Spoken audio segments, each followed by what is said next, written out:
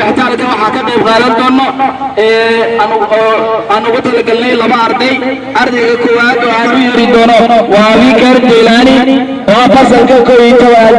waxaan halkaan ugu yeeri doonaa Abikar Jilani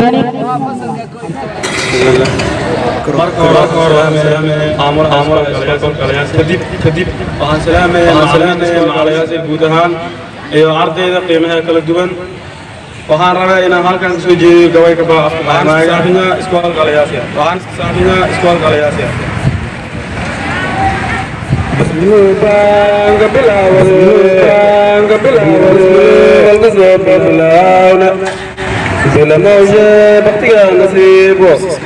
bismillaah din daan baaremaw burqade beed maayreebe baryaale maamuyaali salaami aqoongurishe calayaagiro mas-uulika qaade macalimiinteen mugdimal maraa meel dheer malaadaaw musbaashidan baalayaasitaale iskoolalayaasi maashakuu wala baraneena walaalayaal waanayo atayolol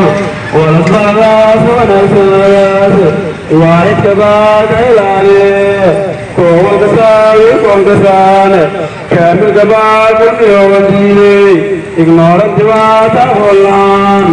iritaalo aswareegsadaase tartan wayayaala geega tomanii koowaad ee koytonadii dadaal badan si rajoobe